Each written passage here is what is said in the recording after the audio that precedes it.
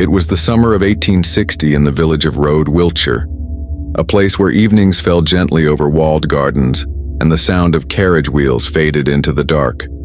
Inside the Kent family's grand country home, the lamps were dimmed, the nursery was quiet, and 3-year-old Saville Kent lay asleep in his bed. By dawn, that peace was gone. His small frame had vanished from the room. A window hung open to the night, and whispers moved through the household like a chill wind. Hours later, the search would end in a place no parent could bear to see, the estate's outdoor privy, where the truth waited in silence. This is the story of a murder that turned a respectable home into a crime scene and left even the era's finest detective chasing shadows, a case still whispered about more than a century later. Let us know which country or state you are listening from.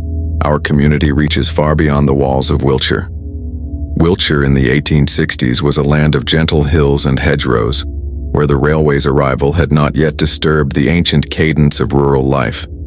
The village of Road, with its stone cottages and quiet lanes, seemed a world apart from the bustle of London or the smoke of the industrial north. At its edge stood Road Hill House, a stately residence of pale stone and tall windows, set back from the road behind iron gates and a sweep of gravel drive. The house was a symbol of aspiration and order, its gardens carefully tended, its rooms filled with the trappings of Victorian comfort, polished mahogany, ticking clocks, and the faint scent of beeswax and lavender. The Kent family who occupied this house were themselves a study in Victorian complexity. Saville Kent, the patriarch, was a man of ambition and precision, a government inspector whose work took him far from home, but whose presence was always felt. His second wife, Mary, presided over the household with a quiet authority, her own children, and those from Samuel's first marriage living under one roof. The family was large and blended. Constance and William, Samuel's children by his first wife, and Mary's own young ones, including the youngest, Saville.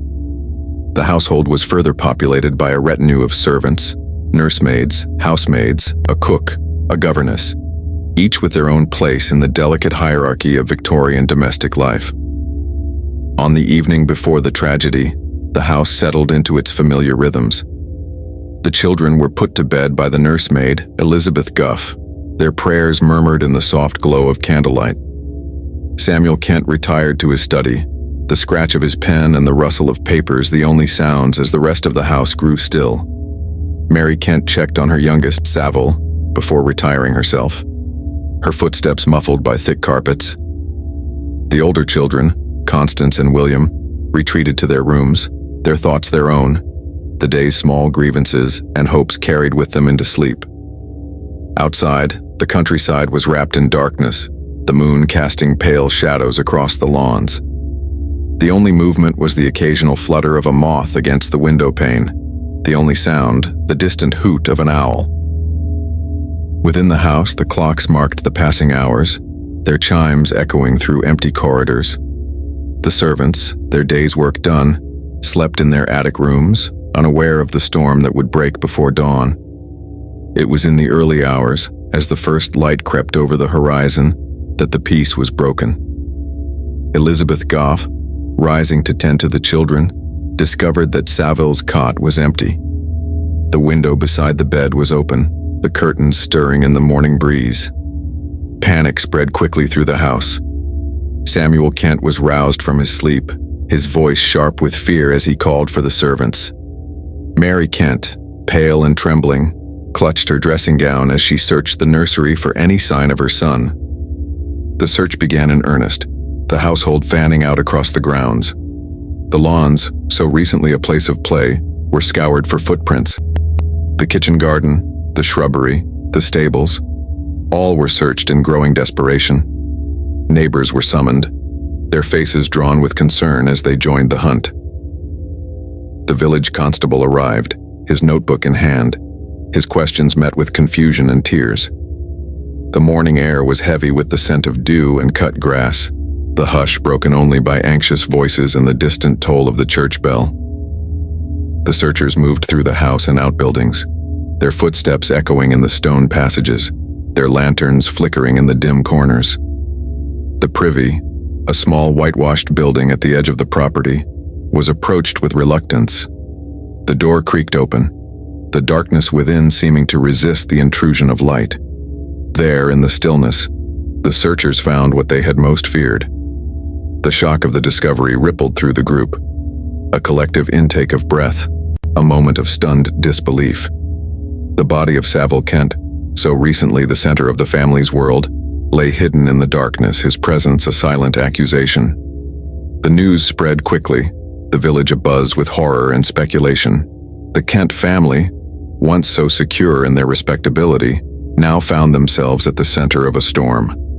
The constable, recognizing the gravity of the crime, sent word to the county authorities.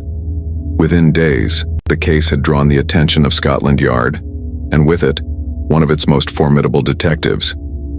Detective Inspector Jack Wiltshire arrived at Road Hill House with a reputation that preceded him. He was a man of keen intellect and quiet confidence, his methods shaped by years of experience in the capital's most notorious cases. Wiltshire's presence brought both hope and unease to the household. He moved through the house with a measured tread, his eyes missing nothing, his questions probing beneath the surface of polite conversation. The investigation began with interviews. Servants, family members, neighbors, all were questioned, their statements recorded in careful detail. Wiltshire noted the tensions that simmered beneath the surface. The rivalry between the children of Samuel's two marriages, the resentments harbored by the servants, the strain in Samuel and Mary's marriage. Alibis were offered and examined, their plausibility weighed against the evidence. The nursemaid, Elizabeth Goff, described her movements that night, her account precise but curiously lacking in certain details. Constance Kent, the eldest daughter, was reserved and composed, her answers measured, her gaze steady. As Wiltshire delved deeper, he encountered a web of secrets and half-truths. The household, once so orderly, now seemed a place of shadows and whispers. The press descended upon Road, their reports fueling public fascination and outrage. Theories multiplied. Was the crime the work of an intruder, or did the answer lie within the family itself? The villagers, once deferential, now eyed the Kents with suspicion, their respect for the family eroded by the taint of scandal. Wiltshire's investigation was methodical, but the evidence was elusive. The open window suggested abduction, yet there were no footprints beneath it. The privy, so far from the house, raised questions about opportunity and motive. The locks and latches of the house were examined, the routines of the household reconstructed hour by hour. The detective's suspicions began to settle on Constance Kent, her composure and intelligence marking her as both capable and perhaps deeply troubled. Yet without concrete proof, Wiltshire could only press gently, his questions circling ever closer to the heart of the mystery. The public, following the case in the newspapers, became armchair detectives. Letters poured into the authorities, each offering a new theory, a new suspect. The press, hungry for sensation, painted Wiltshire as both hero and villain, their stories shaping public opinion and, in time, the course of the investigation itself. The Kent family, besieged by scrutiny, withdrew behind the walls of Road Hill House, their isolation deepening with each passing day. As weeks turned to months, the case grew colder. Wiltshire's reputation, once unassailable, began to suffer. His suspicions, unsupported by hard evidence, were dismissed by some as the product of prejudice or overzealousness. The family's supporters rallied to their defense while others whispered that justice had been thwarted by wealth and influence. The truth, it seemed, was as elusive as ever, hidden behind the respectable facade of Road Hill House. Years would pass before the case found its resolution. In 1865, Constance Kent, now living in a religious community, confessed to the murder of her half-brother. Her statement, given freely and in detail, confirmed many of Wiltshire's suspicions. She described the events of that night, the jealousy, the planning, the silent passage through the candlelit halls. She spoke of guilt and remorse, of a burden carried for years. Her confession brought a measure of closure, but it also raised new questions about motive, about the pressures of family life, and about the limits of justice in a world governed by appearances. The murder at Road Hill House remains a testament to the shadows that can fall even upon the most respectable of homes. The Kent family's life at Road Hill House was, on the surface, a portrait of Victorian order and aspiration. Samuel Kent, a man of methodical habits and professional standing, had built his reputation as a government inspector, traveling the country to ensure the safety and efficiency of England's factories. His first wife, Mary Ann, had died years before, leaving him with 2 children, Constance and William, whose memories of their mother lingered in the quiet corners of the house. Samuel's second marriage to Mary Pratt, the former governess, brought a new set of children and a new dynamic to the household. The blending of these 2 families, each with their own loyalties and wounds, created a subtle tension that was rarely spoken of but often felt. The house itself was a world apart, its rooms arranged with a precision that reflected Samuel's own temperament. The nursery, where Saville Kent slept, was a place of warmth and routine. Elizabeth Guff, the nursemaid, was responsible for the youngest children, her days spent tending to their needs, and her nights spent in the adjoining room, always within earshot of a cry or a cough. The older children, Constance and William, were expected to keep to their studies and their manners, their lives shaped by the expectations of their father and the quiet authority of their stepmother. Servants moved through the house with practiced discretion. The cook, Mrs. Holman, presided over the kitchen, her domain filled with the scents of baking bread and simmering stews. The housemaids, Emma Moody and Sarah Cox, kept the rooms in order, their hands red from scrubbing and their voices hushed in the presence of the family. The governess, Miss Pratt, was a figure of calm, her lessons delivered in the morning room where sunlight filtered through lace curtains and the ticking of the mantel clock marked the passing hours. On the evening of June 29, 1860, the household followed its usual routines. Dinner was served in the dining room. The family gathered beneath the soft glow of oil lamps and the watchful gaze of ancestral portraits. Conversation was polite, if subdued, the topics ranging from Samuel's work to the children's lessons. After the meal, the family dispersed, Samuel to his study, Mary to her sewing, the children to their rooms. The servants cleared the table, their movements efficient and silent, before retiring to their quarters at the top of the house. As night fell, the house settled into stillness. The only sounds were the distant barking of a dog, the creak of timbers as the house cooled, and the faint rustle of leaves outside the nursery window. Elizabeth Guff prepared the children for bed, her hands gentle, as she tucked Saville beneath his coverlet and whispered a final goodnight. She checked the window, finding it closed and latched, then settled into her own bed in the adjoining room, the door left ajar in case she was needed. Elsewhere in the house, the older children prepared for sleep.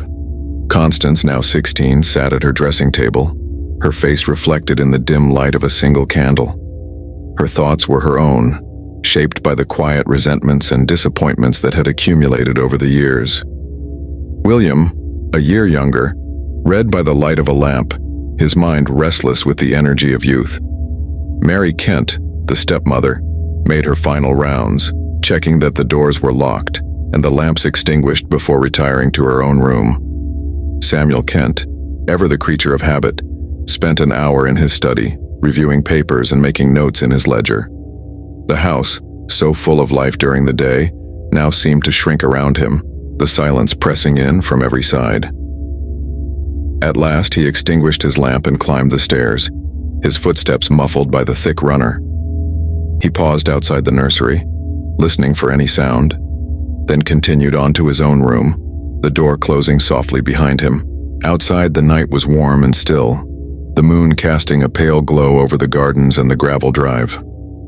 The village of Road lay quiet, its cottages dark, the only movement the occasional flicker of a candle behind a shuttered window. The church bell, far off, marked the hour, its sound drifting across the fields and through the open windows of Road Hill House. Inside, the clocks ticked on.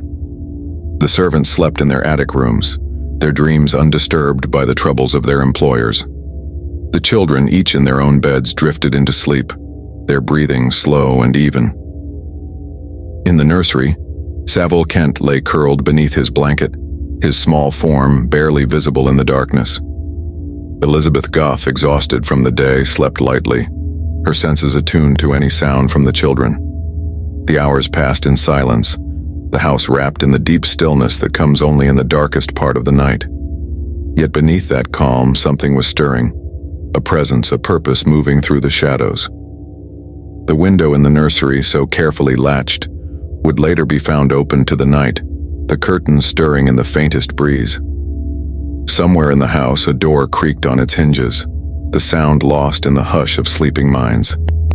As dawn approached, the first birds began to sing in the garden, their voices tentative and sweet. The sky lightened, the darkness retreating from the edges of the house. In the nursery, Elizabeth Goff stirred, her mind already turning to the tasks of the day. She rose quietly, careful not to wake the children, and crossed to Saville's cot. It was then that she saw the empty bed, the blanket thrown back, the small pillow undisturbed. A chill ran through her as she searched the room, her hands trembling as she checked beneath the bed, behind the curtains, in the corners where a child might hide. The window was open, the air cool against her skin. Panic rising, she hurried to the door, her footsteps echoing in the silent corridor as she called for help. The house, so recently at peace, was suddenly alive with fear and confusion. Saville Kent was the first to respond, his face pale and drawn as he listened to Elizabeth's frantic account. Mary Kent, her dressing gown clutched tightly around her, joined them in the nursery, her eyes wide with terror. The older children appeared in the doorway, their faces etched with shock and disbelief. The servants, roused from their beds, gathered in the hall, their voices hushed as they tried to make sense of the chaos. The search began at once, the family and servants fanning out through the house and grounds. Every room was checked, every cupboard opened, every shadow examined. The garden was scoured, the shrubbery parted, the stables searched from top to bottom. The village constable was summoned, his arrival bringing a measure of order to the confusion. Neighbors joined the search, their faces grim as they moved through the fields and along the hedgerows. The sun rose higher, casting long shadows across the lawn. The house, once a sanctuary, now felt like a labyrinth of unanswered questions. The Kent family, their world upended, could only wait and hope as the searchers moved further from the house, their voices growing fainter in the distance. But as the hours passed and hope began to fade, the truth waited in silence, hidden in a place no one wished to look. The morning sun crept higher, gilding the stone of Road Hill House and the dew-laden grass, but its warmth did nothing to dispel the chill that had settled over the household. The searchers moved with increasing urgency, their voices low, their faces drawn. The Kent family, once so secure in their routines, now found themselves adrift in a sea of uncertainty. Each room was checked and rechecked, every wardrobe opened, every trunk examined. The servants, their usual composure gone, whispered among themselves, their eyes darting to the family and then away. Outside, the garden was combed for any sign of the missing child. The flower beds, so carefully tended, were trampled by anxious feet. The kitchen garden with its rows of beans and cabbages was searched from end to end. The stables, the coach house, the tool sheds, each was entered in turn. The shadows within probed by lantern light and trembling hands. The constable, his notebook clutched tightly, tried to impose order, but the sense of dread only deepened. Neighbors arrived, drawn by the commotion. Some offered help, others simply stood at the edge of the lawn, their faces pale with apprehension. The village of Road, so often a place of quiet routine, was now united in a single terrible purpose. The church bell tolled the hour, its sound carrying across the fields, a reminder of the world beyond the Kent estate, a world that for the moment seemed impossibly distant. As the hours passed, hope began to wane. The family gathered in the drawing room, their voices hushed, their eyes fixed on the door. Saville Kent paced the floor, his hands clasped behind his back, his face a mask of worry and exhaustion. Mary Kent sat with her head bowed, her fingers twisting a handkerchief to shreds. Constance and William hovered nearby, their expressions unreadable, their thoughts their own. It was a servant, Emma Moody, who first suggested the privy at the edge of the property. The small, whitewashed building stood apart from the house, half hidden by a tangle of shrubs and the overhanging branches of an old yew. It was a place rarely visited by the family, its purpose practical and unglamorous, its presence almost forgotten in the daily life of the estate. Yet in the growing desperation of the search, no corner could be left unexplored. A small group approached the privy, their footsteps muffled by the soft earth. The door, swollen by the night's damp, creaked on its hinges as it was pushed open. The air inside was close and heavy, tinged with the unmistakable scent of decay and lie. For a moment, no one spoke. Then, as their eyes adjusted to the gloom, they saw what they had most feared. There, in the shadowed recess, lay the small form of Saville Kent. The silence that followed was absolute, broken only by the sound of a stifled gasp and the distant caw of a rook in the trees. The searchers stood frozen, the enormity of the discovery pressing in on them like the weight of the stone walls themselves. No one moved to touch the child, as if doing so would make the horror irrevocably real. Word spread quickly. The constable was summoned, his face ashen as he entered the privy and took in the scene. He instructed the others to remain outside, his voice steady but strained. The body was left undisturbed, the area cordoned off as best as could be managed in the open air. The Kent family was informed, the news delivered in halting tones, each word a blow. Mary Kent collapsed in tears. Samuel stood rigid, his jaw clenched, while the older children retreated into silence. The village doctor arrived, his black bag in hand, his manner grave. He examined the scene with the care of a man who understood both the necessity of procedure and the limits of his own knowledge.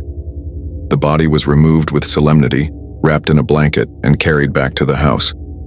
The privy door was closed, but the memory of what had been found there would linger long after the sun had set. Inside Roadhill House, the atmosphere was transformed.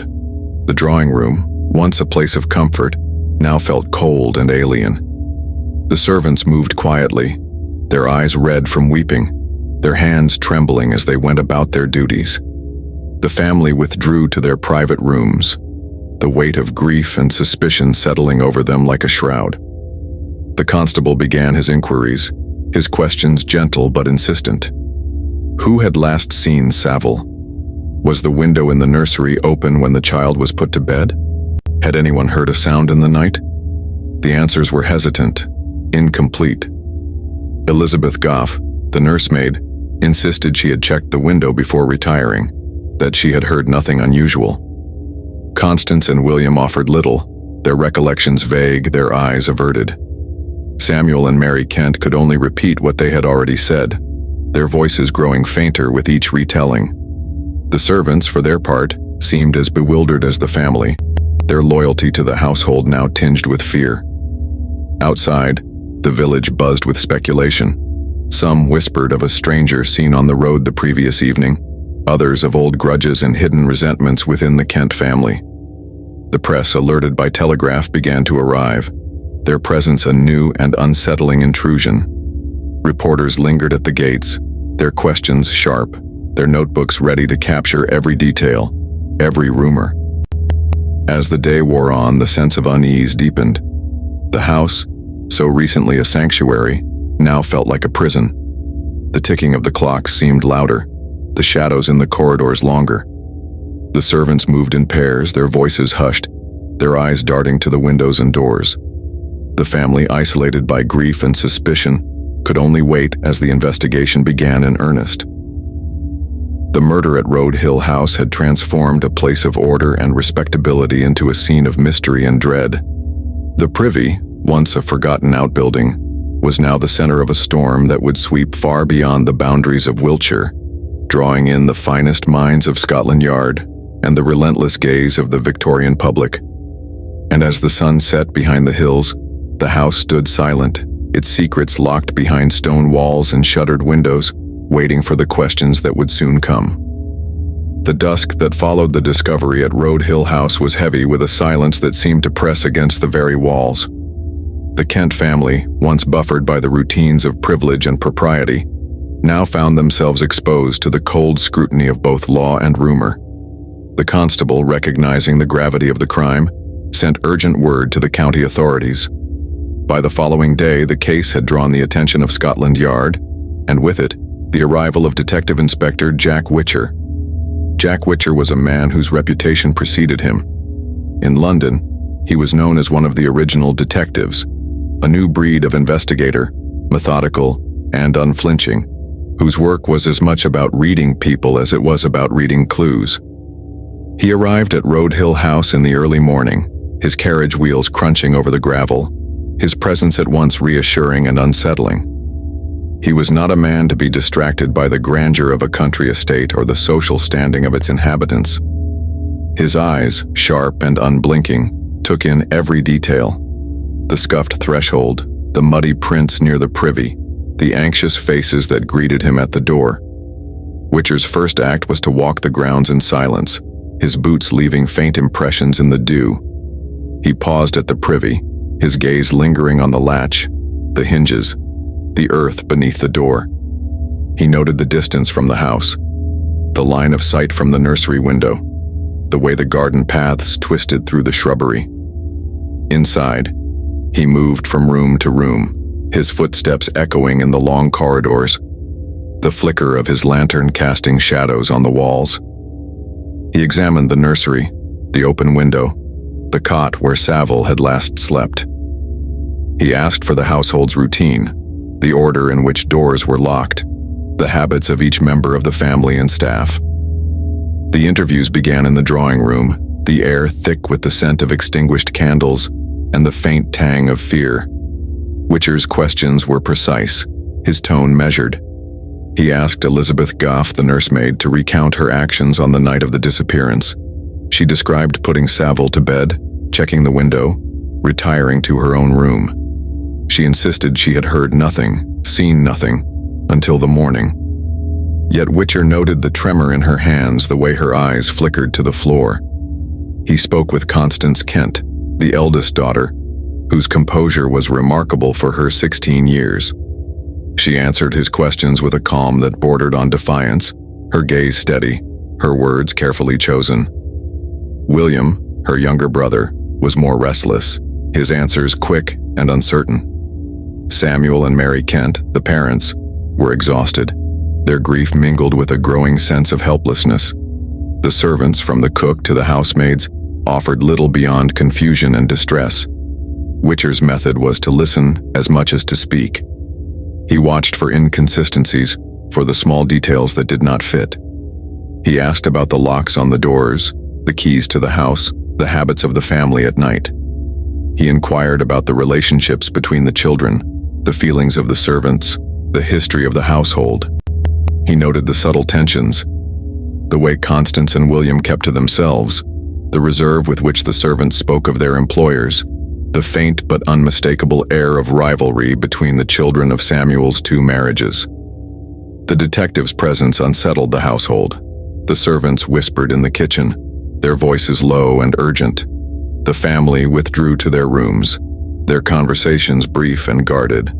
The house, once a place of order, now felt like a stage upon which every gesture, every word, was subject to interpretation. The ticking of the clock seemed louder, the shadows in the corridors deeper. Outside, the village of Road was alive with speculation. The news of the murder had spread quickly, carried by word of mouth and the first reports in the local press. Neighbors gathered at the gates, their faces pale with curiosity and dread. Theories multiplied.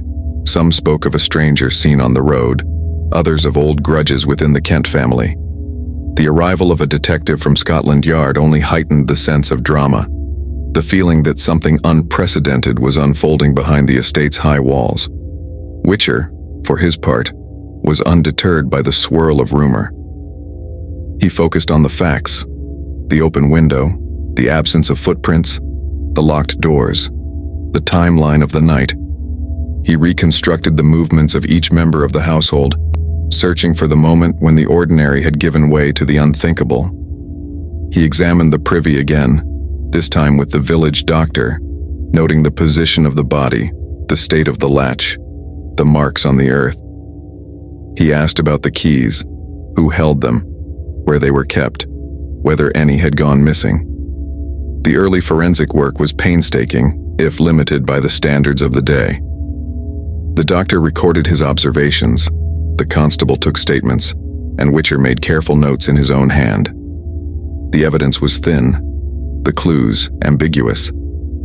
The open window suggested an intruder, yet the lack of disturbance beneath it argued otherwise.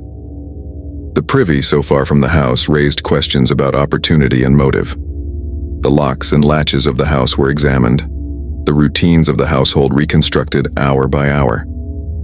As the days passed, the tension within Road Hill House grew. The family, once united by grief, now found themselves divided by suspicion. The servants, fearful for their positions, became more guarded. The children, especially Constance, withdrew into themselves, their silences more telling than their words. Wiltshire pressed on, his questions circling ever closer to the heart of the mystery. The press, sensing a story that would grip the nation, began to arrive in greater numbers. Reporters lingered at the gates, their questions sharp, their notebooks ready. The case became a sensation, its details debated in drawing rooms and public houses from Wiltshire to London. The Kent family, once a model of respectability, now found themselves the subject of gossip and speculation. And through it all, the house stood silent, its secrets locked behind stone walls and shuttered windows, waiting for the truth to be revealed. The days that followed were marked by a slow, relentless unraveling. Detective Inspector Wiltshire, undeterred by the mounting pressure from both the family and the public, pressed deeper into the labyrinth of Road Hill House. The estate, once a sanctuary of order, now felt like a place beset by invisible currents, resentment, fear, and the heavy tread of suspicion. Wiltshire's inquiries grew more pointed. He asked again about the keys to the house, about the precise order in which doors were locked and unlocked, about the movements of every soul beneath the Kent roof that night. He requested to see the clothing worn by the family and staff, searching for stains or tears that might betray a hidden struggle. He examined the nursery window, noting the absence of mud or scuff marks on the sill, and the undisturbed flower beds below. The theory of an outside intruder, so comforting to the family, began to fray under the weight of these small, stubborn facts. The detective's gaze soon settled on the internal life of the household. He observed the way Constance Kent moved through the rooms, her composure, her careful answers, her tendency to withdraw when the conversation turned to her stepmother or the younger children. He noted the subtle distance between Constance and Mary Kent, the way the servants spoke of the family's private tensions only in the most guarded terms. William, too, seemed restless, his eyes darting from face to face, his words quick and uncertain. Wiltshire's questions, always measured, began to circle around the possibility that the crime had been committed by someone within the house. He asked about old quarrels, about jealousies, about the shifting alliances that so often mark the life of a blended family. He inquired about the nursemaid's sleep, about the possibility of someone moving quietly through the house in the small hours. The servants, already anxious, grew more so, their answers clipped, their eyes wary. The press, meanwhile, had transformed the case into a national obsession. Newspapers from London and beyond sent correspondents to Wiltshire, their reports filled with speculation and innuendo.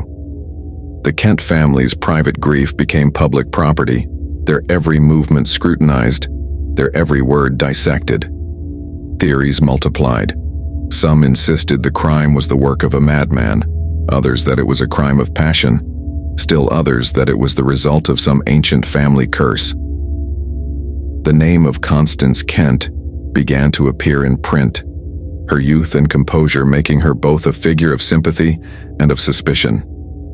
Inside Road Hill House, the atmosphere grew ever more strained. Meals were taken in silence, the clatter of cutlery echoing in the high-ceilinged dining room. The servants moved with exaggerated care, their footsteps muffled on the thick carpets. The children, once lively, now kept to their rooms, their laughter stilled. Samuel Kent, his authority undermined by the investigation, became withdrawn, his temper fraying at the edges. Mary Kent, pale and sleepless, clung to her remaining children, her eyes haunted by loss and uncertainty. Wiltshire, for all his experience, found himself caught in a web of half-truths and evasions. The evidence, such as it was, pointed in many directions at once. The open window, the missing nightdress, the faint traces of blood on a petticoat, each clue seemed to promise revelation, only to dissolve into ambiguity. The detective's suspicion of Constance grew, yet he could not ignore the possibility that others in the house might be complicit, or that the truth was more complex than any single confession could reveal. The early forensic work, limited by the standards of the day, offered little certainty. The village doctor's notes were careful, but inconclusive. The constable's statements, though thorough, could not account for the movements of every member of the household. Wiltshire's own observations, meticulously recorded, began to fill page after page, a testament to the complexity of the case and the elusiveness of the truth. Outside, the village of Road watched and waited. The church bell tolled for Saville Kent, its mournful sound drifting over the fields. Neighbors gathered in small knots, their conversations hushed, their glances wary. The Kent family, once pillars of the community, now found themselves isolated, their respectability eroded by suspicion and scandal. The investigation reached a turning point when Wiltshire, convinced of Constance's involvement, recommended her arrest. The decision sent shockwaves through the household and the wider public. Constance was taken into custody, her composure unbroken, her answers as measured as ever. The press seized upon the development, their headlines bold and breathless. Yet the evidence, when presented in court, proved insufficient. The case against Constance collapsed and she was released. Her reputation forever marked, her family's ordeal far from over. Wiltshire, his confidence shaken, returned to London. The case, unresolved, became a source of controversy and debate. Some praised the detective's insight, others condemned his methods. The Kent family, left to pick up the pieces, withdrew further from public life, their home now a place of silence and shadows. And so, the mystery of Road Hill House endured. The questions remained, unanswered, unsettling, and persistent. The house itself, with its shuttered windows and echoing halls, seemed to hold its breath, waiting for the day when the truth would finally come to light. The weeks after Constance Kent's release were marked by a peculiar quiet, as if the very air around Road Hill House had thickened with disappointment and unresolved questions. The villagers who had watched the drama unfold with a mixture of horror and fascination now found themselves adrift in a sea of rumor. The Kent family, once the subject of admiration, became a cautionary tale, their names spoken in whispers at the market and in the pews of the parish church. Detective Inspector Wiltshire, for his part, returned to London with the weight of failure pressing upon his shoulders. In the city, the case was discussed in drawing rooms and coffee houses, the details pored over by amateur sleuths and professional critics alike. Wiltshire's reputation, once sterling, now bore the stain of controversy. Some saw him as a visionary, a man ahead of his time, whose instincts had been thwarted by the limitations of Victorian justice. Others accused him of overreach, of allowing suspicion to cloud his judgment, of pursuing a young woman with insufficient evidence. The press, ever hungry for sensation, fanned the flames. Editorials debated the merits of Wiltshire's methods, the reliability of forensic science, and the dangers of public opinion swaying the course of justice. The case became a touchstone for broader anxieties about the changing nature of English society. The rise of the detective, the power of the press, the fragility of domestic respectability. The Kent family, meanwhile, withdrew further from public life, their home now a fortress against the prying eyes of the world. Inside Road Hill House, the atmosphere was one of exhaustion and unease. Saville Kent, his authority undermined, became more withdrawn, his presence in the village reduced to the barest of necessities. Mary Kent, her health fragile, clung to her remaining children, her days marked by silence and the slow passage of time. Constance, though acquitted in the eyes of the law, remained a figure of suspicion. Her composure, once admired, was now seen as evidence of something darker. William, too, was changed, quieter, more watchful, his childhood innocence lost to the shadows that now haunted the house. Theories about the crime multiplied in the absence of resolution. Some insisted that Constance was guilty, her confession merely a matter of time. Others believed the crime was the work of an outsider, a vagrant or a disgruntled servant, whose presence had gone unnoticed in the confusion of that summer night. A few whispered of a conspiracy, a pact of silence among the family, each member protecting the others out of loyalty or fear. The servants, for their part, kept their own counsel, their knowledge of the household's secrets both a burden and a shield. The locked-room nature of the crime continued to baffle even the most seasoned observers. How had the perpetrator moved through the house without waking the others? How had the child been carried from the nursery, through the corridors and out into the night without leaving a trace? The open window, the missing nightdress, the faint marks on the privy door, each clue seemed to point in a different direction. Each theory raised as many questions as it answered. Wiltshire, though removed from the case, could not let it go.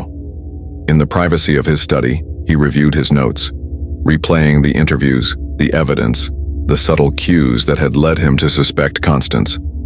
He wondered if he had missed something, some small detail, some overlooked truth.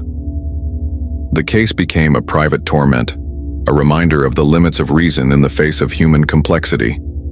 The public, too, remained captivated. The story of Road Hill House was retold in serialized form, its characters and events woven into the fabric of Victorian popular culture.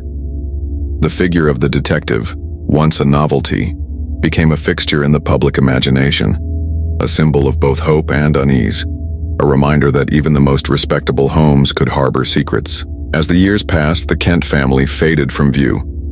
Road Hill House, its windows shuttered, became a place of legend, its story passed down in whispers and half-remembered tales. The village of Road returned to its quiet routines, but the memory of that summer lingered, a shadow cast across the fields and lanes. For Wiltshire, the case marked a turning point. Though he continued his work at Scotland Yard, his confidence was shaken, his methods questioned. He became more cautious, more circumspect, his faith in the power of deduction tempered by the knowledge that some mysteries resist even the most determined inquiry. The murder at Road Hill House had revealed not only the darkness that could dwell within a family, but also the limitations of the law, the press, and the human mind. And so, the story remained unresolved, its secrets locked away behind stone walls and silent lips. The questions persisted, unanswered and unsettling, a testament to the enduring power of mystery in a world that longed for certainty. The years that followed the failed prosecution at Road Hill House were marked by a peculiar stasis, as if the house itself had become suspended in time, its windows reflecting only the slow passage of seasons and the silent accumulation of unanswered questions. The Kent family, once so prominent in the village, receded into the background. Their presence felt more as a rumor than a reality. The children grew older, their lives shaped by the events of that summer, their futures shadowed by the past. Constance Kent, the focus of so much suspicion and speculation, withdrew from public view. Her days were spent in the quiet routines of a household that had lost its center, her nights haunted by the memory of her brother's absence and the relentless gaze of a society that could not forget. William, too, carried the burden of that night, his youthful energy tempered by a wariness that never quite left him. Samuel and Mary Kent, their marriage strained by grief and suspicion, maintained a fragile peace, their interactions marked by a formality that spoke of wounds too deep to heal. The village of Road, for its part, returned to its rhythms, but the story of the murder lingered.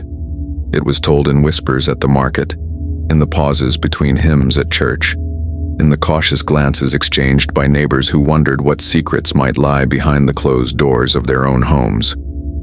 The house itself became a symbol, a place where the boundaries between innocence and guilt, order and chaos, had been irrevocably blurred. The press, having tasted the power of public fascination, continued to revisit the case. New theories were proposed, old evidence re-examined, the characters of the drama recast in ever more elaborate narratives. The figure of Jack Wiltshire, once celebrated as a pioneer of modern detection, became a cautionary tale, a reminder that even the most skilled investigator could be undone by the complexities of the human heart.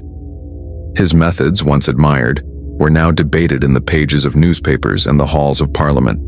Their effectiveness weighed against the dangers of overzealous inquiry and the limits of forensic science. Writers and thinkers of the age seized upon the case as a lens through which to examine the anxieties of Victorian society, the sanctity of the home, the authority of the father, the innocence of childhood. All were called into question by the events at Road Hill House. The rise of the detective, the power of the press, the shifting roles of women and children, each found expression in the story's unfolding, its details echoing far beyond the boundaries of Wiltshire. For Wiltshire, the case remained a private torment. He continued his work at Scotland Yard, but the confidence that had once defined him was gone. He became more reserved, more cautious, his faith in the power of reason tempered by the knowledge that some truths could not be forced into the light. The memory of Road Hill House lingered in his mind, a reminder of the limits of deduction and the enduring mystery of the human soul. The Kent family, seeking respite from the relentless scrutiny, eventually left Road Hill House. They moved to the anonymity of London, their story fading from the headlines but never from the collective memory of the nation. The house itself stood empty for a time, its rooms echoing with the footsteps of caretakers and the distant laughter of children who no longer played in its gardens. The villagers avoided its gates, their glances lingering on the windows as if expecting to see a shadow pass behind the glass. Yet the story would not rest. Decades later, it would be revived by new generations of writers and detectives, each drawn to the puzzle of the locked nursery, the silent corridors, the vanished child. Theories would be revisited, confessions weighed, the motives and means of the crime debated anew. The case became a touchstone for the evolution of criminal investigation, its lessons shaping the development of forensic science and the role of the detective in English law. The murder at Road Hill House had become more than a crime. It was a parable of Victorian anxiety, a story in which the boundaries between public and private, truth and rumor, justice and mercy, were forever blurred. The house, with its shuttered windows and silent halls, stood as a monument to the enduring power of mystery, a place where the past could never be entirely laid to rest. And so, the years passed, the world changed, but the questions remained. The story of Road Hill House continued to haunt the imagination, its shadows lengthening with each retelling, its secrets waiting in silence for the day when they might finally be revealed. Years slipped quietly by, and the story of Road Hill House seemed destined to remain an unfinished chapter in the annals of English crime. The Kent family, scattered and subdued, faded from the public eye. The house itself, with its shuttered windows and overgrown gardens, became a relic of another era, a place where the past pressed close against the present, and every creak of the floorboards seemed to echo with the memory of that summer night.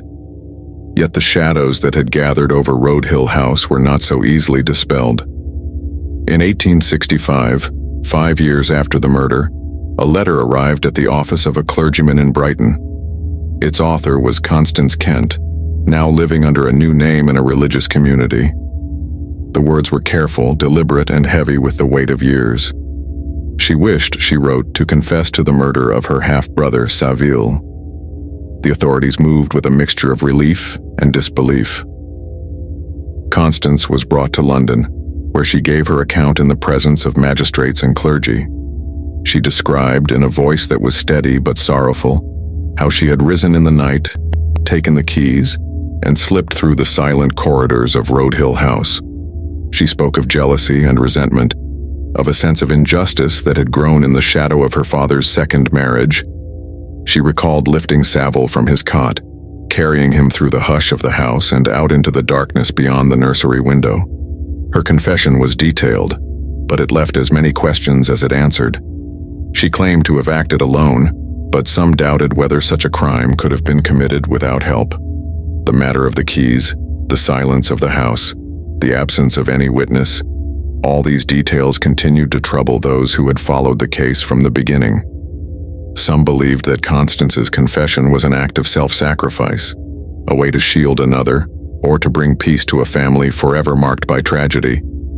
The trial that followed was a subdued affair, lacking the spectacle that had attended the original investigation. Constance Kent was sentenced to life imprisonment, though her conduct and eventual confession would later see her sentence commuted. She would live out her days in obscurity, first in prison, then in exile, her name forever linked to the events at Road Hill House. For Detective Inspector Jack Wiltshire, the confession brought a measure of vindication, but little comfort. He had seen what others had missed: the subtle tensions, the hidden resentments, the small details that pointed to a crime born not of madness or malice, but of the slow, corrosive effects of family discord. Yet the years of suspicion, the public scrutiny, and the doubts cast upon his methods had left their mark. Wiltshire's career never fully recovered, and he would retire from Scotland Yard with the case still a private torment, a reminder of the limits of reason and the enduring power of secrecy. The legacy of the murder at Road Hill House would ripple outward for decades. It changed the way the public viewed the police, the press, and the sanctity of the home. It inspired writers and reformers, its echoes found in the pages of detective fiction and the debates of Parliament. The case exposed the fragility of respectability, the dangers of secrecy, and the profound consequences of a single night's actions. Yet for all the confessions and investigations, the story remains, at its heart, a mystery. Was Constance Kent truly alone in her guilt? Or did others bear silent witness to the events of that night? Did the pressures of Victorian society, with its rigid hierarchies and unyielding codes, play a role in shaping her actions? Or was the tragedy at Road Hill House simply the result of human frailty, a reminder that even the grandest homes can harbor the darkest secrets? Today, Road Hill House still stands, its stone walls weathered by time, its gardens grown wild. Visitors sometimes pause at the gate, their imagination stirred by the story of Saville Kent and the investigation that changed the course of English criminal justice. The crickets still sing in the warm night air, and the shadows still gather beneath the trees, as they did on the night when innocence was lost. The murder at Road Hill House remains a testament to the shadows that can fall even upon the most respectable of homes. As the last echoes of Road Hill House fade into the Wiltshire dusk, the questions linger, unsettled, unsettling, and perhaps unanswerable. What do you make of the Kent family's tragedy, the secrets that haunted those candlelit corridors, and the confession that came only after years of silence? Was justice truly served, or do you believe some mysteries are destined to remain in shadow, no matter how many times they are retold? We invite you to share your thoughts, your theories, and your own reflections in the comments below. Let us know where you're listening from and how this story resonates with you or your own sense of history. Your voice is part of the ongoing conversation that keeps these stories alive, crossing borders and generations. Thank you for joining us on this journey into the heart of Victorian England's most haunting mystery. Until next time, may you find light in the shadows, and may the stories of the past remind us all to look a little closer at the world around us.